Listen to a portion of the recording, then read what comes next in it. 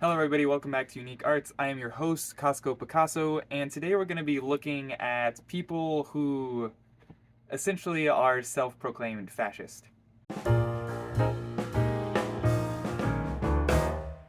Fascism is a term that has a very heavy negative connotation in this day and age, and I think there definitely are people that are still fascists out there, but most nobody identifies as a fascist because the term has been so heavily attacked, and I think rightfully so. Uh, the strongest voices saying how evil fascism is are often the ones with the most fascist tendencies.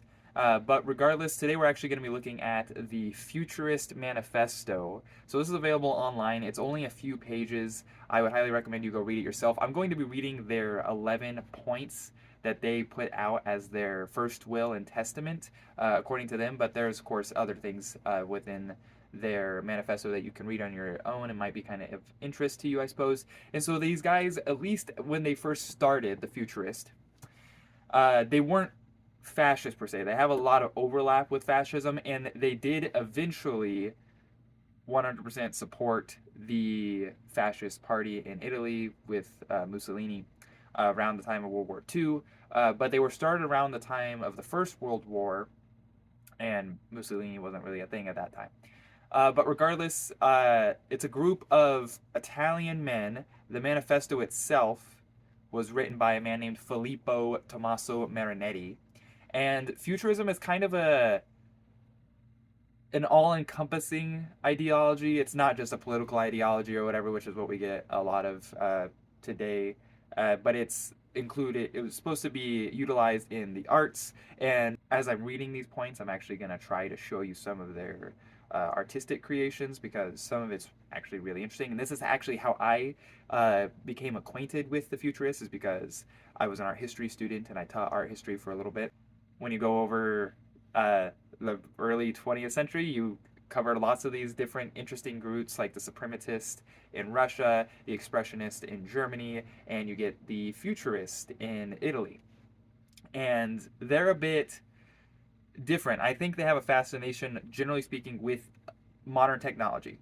And I think there are great things that come with modern technology, but they seem to be antithetical to lots of old ways. They, in many ways, they thought that the Italy was too attached to its glorious past and wasn't doing anything to have a glorious present or future.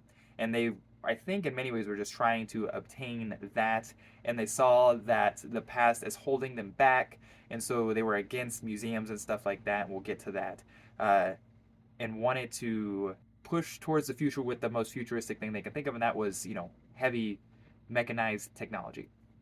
So it's interesting. And I mean, not too surprised. A lot of people can have weird thoughts. Lots of people want to be different. So they want to make a change in the world. They feel powerless, and so they might get attached to relatively extreme ideologies. But regardless, this is mostly for the sake of, I think it's interesting and worth looking at. Let me know what you think their most interesting point, because there are 11 of them, and I will be reading them and perhaps commentating on them just very briefly.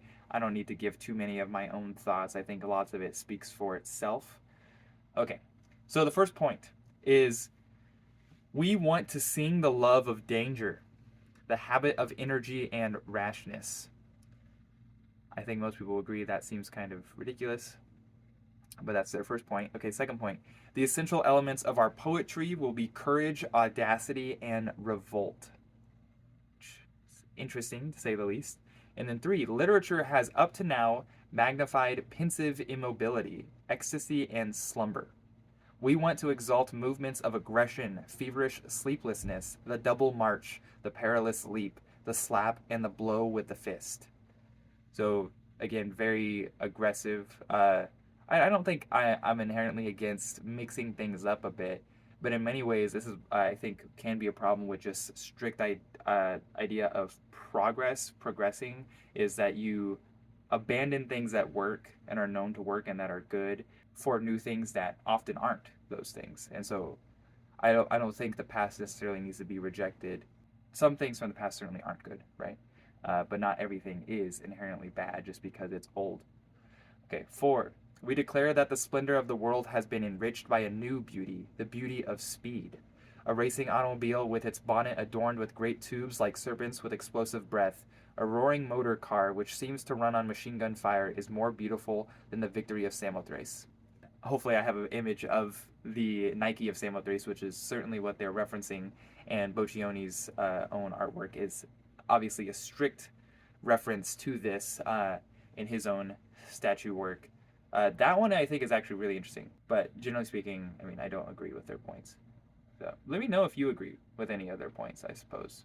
There's definitely some food for thought, I guess, as your English teachers might say. Okay, 5.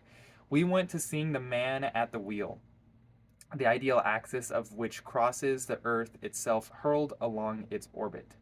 I'm actually not exactly sure what he's saying here. Okay, number 6. The poet must spend himself with warmth. The poet must spend himself with warmth, glamour, and prodigality to increase the enthusiastic fervor of the primordial elements. I think that is certainly wrong. Okay. 7. Beauty exists only in struggle. There is no masterpiece that has not an aggressive character. Poetry must be a violent assault on the forces of the unknown to force them to bow before man. I feel like that one's perhaps one of the most interesting one. I feel like you could perhaps make an argument for that. There could be some interesting arguments, at least, to read in favor of that and against that. 8. We are on the extreme promontory of the centuries. What is the use of looking behind at the moment when we must open the mysterious shutters of the impossible? Time and space died yesterday. We are already living in the absolute, since we have already created eternal omnipresent speed. 9. We want to glorify war, the only cure for the world. Militarism, patriotism, the destructive gesture of the anarchists, the beautiful ideas which kill, and contempt for woman. That is a lot there. Point number 9 is wow. Okay. I don't even know what to say. 10. We want to demolish museums and libraries, fight morality, feminism, and all opportunists and utilitarian cowardice. Okay, I think utilitarian is a very controversial thing, and some people have very negative feelings about feminism. Very strong feelings, negative or positive. But I just the idea of demolishing museums and libraries, I can outright say no, no, thank you. Okay, and then last point, number 11. This is the longest one.